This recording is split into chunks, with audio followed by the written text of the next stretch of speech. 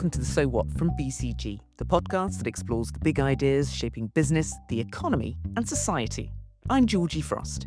In this episode, most business transformations fail to deliver on expectations. But it doesn't have to be that way if leaders just follow the science. Joining me is Kristy Ellmer, a core member of BCG Transform. Kristy is the co-author of a BCG book about the science of change, due out in early 2026. Kristy, what's your so what? Georgie, my so what is I actually believe as humans we were designed to do hard things and need to be challenging ourselves to really get out there and do hard, bold things. And that, for me, is what transformations are all about. Change is hard. In fact, we're biologically hardwired to resist it, which might help to explain why, despite 60 years of research, 75% of business transformations fail, a figure that has stayed stubbornly high for decades. The truth is that the science behind the change has been documented for quite some time, yet it's rarely followed. So transformations can mean different things. I actually think they often follow different archetypes. So you can think about having a cost transformation or a growth transformation, or we've just done an M&A and that's transitioning sort of how we think about our business. But the way we really like to describe transformations are programs that identify opportunities across major step changes on all parts of the business. So think about that as top line, bottom line, new innovation, new businesses, but also includes what do we need to change as a culture and the ways that we're working to truly achieve those outcomes. What do you mean, or what do we mean when we say fail? Yes, we look at how we define successful or failed transformations. We really want to look at not does it just deliver what the stated goals are in the short term, but how they deliver in the long term. Did the company achieve its stated goals and did they sustain those results over a 3 and 5 year period? Because successful transformation should actually allow you to sort of deliver the step change, but be in a new position to take on the next level of challenge. Now we know what failure and what success means. Why has nothing shifted the dial on this? It's fascinating to me and actually quite frustrating because when we actually look at every piece of research and we look at the transformations and truly study them, it's actually very clear where they went wrong.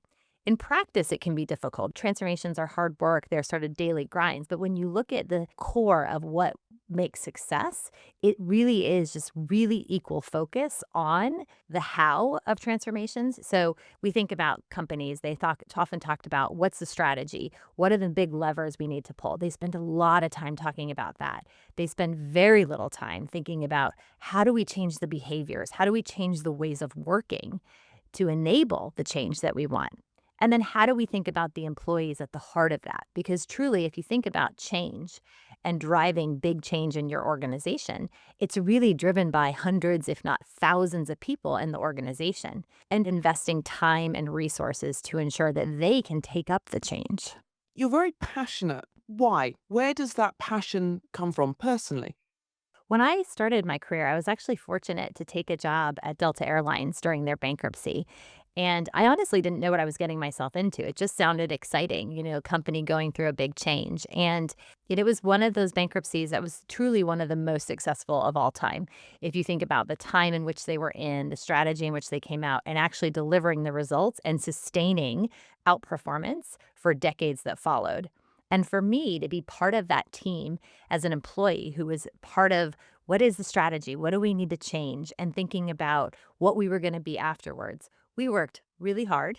It was a lot of blood, sweat, and tears. But what I would say is when we came out on the other side, you could look back and you could say, I was a part of something that mattered. I was a part of something that took a historic company and really gave them their next shot. And for me, what I found different about the way Delta did change is they put the employee at the heart of everything that they did. We were all deeply involved. We were engaged. We were trained. And so when we came out of it on an individual level, our career trajectories had completely changed. And us as people had changed. We were tougher, stronger, smarter. And I walked away from that really having a foundation of what good transformation and change look like, but also what the results could give you on an individual level. And so for me, as I think about transformation and the work that we do at BCG with our clients, I really want the individuals who experience change to not only get success, but to have a better outcome personally at the end of it. But change is hard, particularly when you're in the eye of what can be a quite a big storm. What does the science actually tell us about how we respond then to change?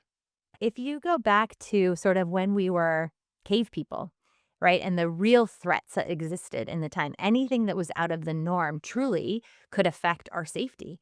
And our brains have not evolved. So we're now seeing anything that's a threat to our ego, a threat to our way that we operate. It's seen as the same level of threat as you would see a lion coming at you. And so, knowing that, we have to understand how to help people see that the change is less threatening, and we have to help them be a part of it so that they feel they're designing it for themselves as well, not just that it's being done to them. How do you do that? How do you make sure that people are on that journey? Yeah, I think it's important that we actually design the programs and transformations with them in mind, but then also give them the chance to be involved. Too often, when we see transformations, they're very high level. The executive team decided to make a change. They have a small set of people working with them and say, these are the initiatives we're going to do. And then as the initiatives start to get executed, they're sort of done to people. And what we would say the science is no, actually involve them. Let more people be involved in designing what are the initiatives they're going to work on. What's their role in it? There's something that in the sciences called the IKEA effect. And there was research done that basically said if you've built a piece of IKEA furniture, you are more committed to keeping that piece of furniture or harder for you to give it away than a piece of furniture that you just bought. And it's because you have invested in that. So when we think about helping people come along the change journey, we want them to build the change because they'll be more invested in it. It's still challenging, it's still hard because they built it, they are committed to seeing it through.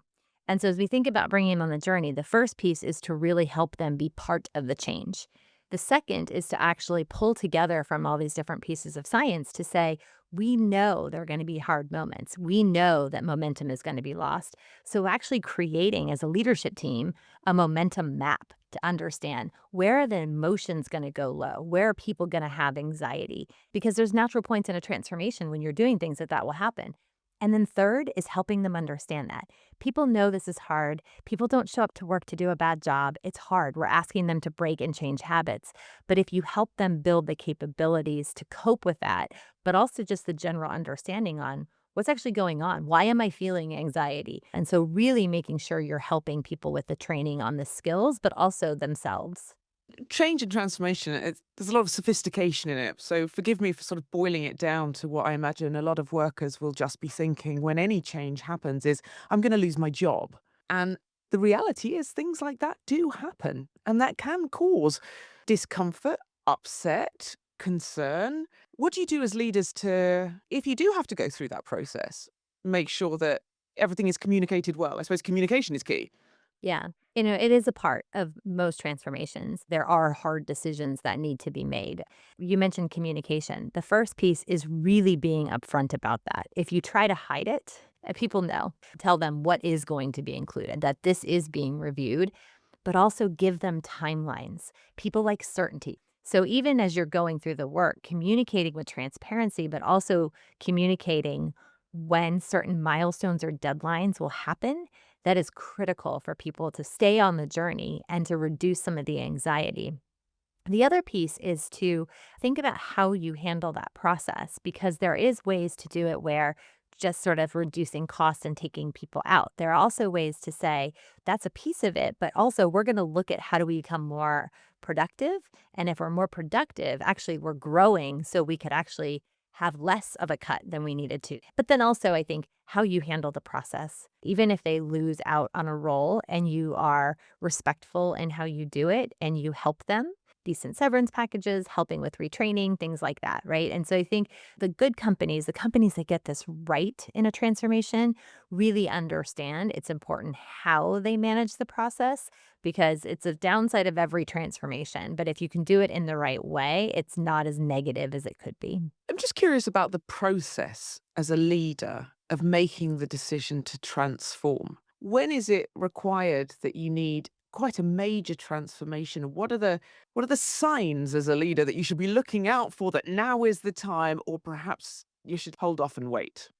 So, in any given industry, there's about a third of companies that are always underperforming sort of their peers. And so that's always an indication of, okay, for us to be successful, right, in terms of delivering to our investors and to our customers and employees, we need to sort of transform. So if you're starting to see a 2, 3 years where you're not sort of catching up, that's a very clear Mm. sign. The other is actually when there is disruption in your industry.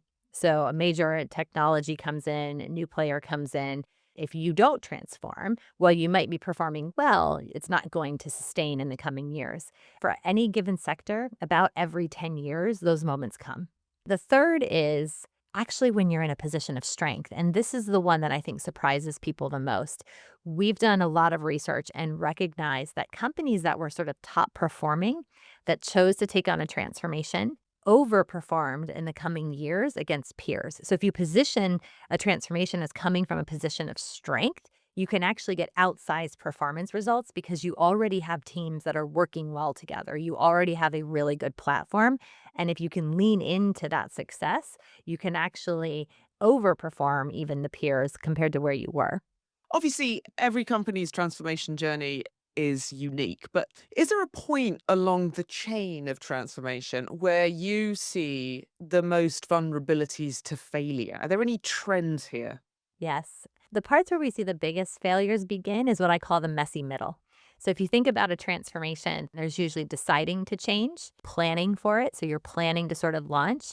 Then you're in this stage where we've actually launched and we're just executing it. And that's the longest phase because you can be in that phase, depending on your transformation, from 1 to 3 years. It's actually in that phase where people sort of get a false sense of success. So it's actually quite easy in a transformation in the first sort of 3, 6 months to start delivering results. People are energized by we're kicked off this transformation. But the reality is the work that's done in the beginning is actually the easier work. And so people will put in these routines and discipline and really get focused. And then, you get 6 months in, 12 months in, depending on your transformation timeline. And everyone's going, wow, look at us. Like we're really starting to do this thing and it's happening. So can we scale back? We don't need to meet as often. We don't need as many KPIs. And that is what I call a transformation trap because nothing has really changed yet. You've created early momentum, but the hard work is to come. The initiatives that are done sort of in the last half of a transformation are always much harder. They're much more cross functional. They usually involve new technology, new ways of working around innovation, right? New business models that we don't know how they're going to work yet. This is where I encourage everyone to actually lean in more, lean into the discipline, lean into really getting into what I would call the leading indicators, the micro things that are happening, but then also leaning into how do we keep the organization motivated? How do we keep people engaged? But it happens across many of these transformations and it's human nature. I often think about like, if you've ever been on a health journey and, you get 7, 8 months in, you're near the goal weight, but you're like, oh, I can skip a few things this week. I don't need to track. I'm not going to exercise. And all of a sudden, things start to slow backwards, right? And especially because those last 5, 10 pounds are hard to lose. And so it's the same thing in a transformation journey. How do you balance the need for discipline and structure during the change process with flexibility? Because inevitably, even the greatest plan, there will be things that don't quite happen in the way that you expect it to. Yes, every transformation does not go perfectly, right? You can have the best plan, you can put it all in. And I recommend to every leadership team and every team I've been a part of, we spend real time upfront investing in getting the plan as best we can. I had a client that through the pandemic became extremely busy. They were in grocery and in run the business side of things became dramatically shifted. They actually said, no, we're going to lean into the transformation, meaning we're going to keep our discipline, our weekly meetings, our steering committee. We're going to keep those things because we actually need them to really think about how we're going to execute this plan and deal with the change in the plan. So I think if you understand the principles, you can say, okay, we need flexibility, but what we might cover might be different. Another example would be I had a client that had a death at their site. You can imagine saying, okay, we're going to focus on the transformation, sort of became a lot less concerning to everybody at that point. What the leadership team did actually, though, instead was they said, we're going to keep the discipline, but we're going to use the meetings for the next 2 weeks to talk about how through the transformation we can improve safety. And so what they didn't give up was the discipline, but they changed the subject matter to make sure it was relevant for the challenge where people were and the change that needed to happen for those couple of weeks. But they used the principles of the transformation and the science to say, let's actually tackle that problem using those. You said earlier that transformation success isn't just about the short term gain, that 1 year gains. It's about sustaining momentum over 3, 5 years. What does it take to achieve that? To sustain a transformation, the first is actually identifying early on what are the cultural behavior changes that need to happen. Because you're going to identify a bunch of strategic levers, things that need to happen. But if you can't address the behavior change and the ways of working in the organization, you won't sustain it. For example, if you're trying to take a bunch of cost out, actually helping people understand the cost of the business and the decisions that they make and what it actually costs the business helps them understand and make better decisions. So often what we'll see, okay, if we're going to do a large cost out in procurement, there's retraining of the employee base on what it means for the decisions that they make. So if you identify a behavior up front that says, okay, people need to have more of an ownership mindset as part of this, what are the things that we're going to do to help them feel like they can have that mindset, but then also remind them? If you don't do that in a cost transformation, for example, the costs are going to creep right back because we did a bunch of activity, we've done the work, and as humans, we want to say like dust our hands and say, okay, phew, the work is done. But if we haven't actually changed how we think about it and how we behave around cost, you'll be back in 3 years doing the same thing again. I understand in the book you've identified the principles of change. Can you share some of those with me? Yeah, I'll give you a couple examples. So the first is expect take up to be earned, not automatic, meaning behavior change can't be mandated. And the behavior change often fails due to gaps in capability, opportunities, or motivation. So leaders, it's incumbent on them that they have to identify specifically what needs to happen to drive those behavior change. Just asking an employee to change or telling them they need to without helping them understand what good looks like, the capability that they need to do that, and then reinforcing those behaviors and rewarding them, that's the way you get take up into a transformation. Another principle we identified was sharing stories and symbols, not just dollars, as we would say. So for the change to resonate, numbers aren't enough. If you go out and talk about the transformation in terms of what it's going to deliver for shareholders or, a big number, we're going to deliver $2 billion in the next 2 years. People aren't motivated by that. There are some people that are, but the rest won't be.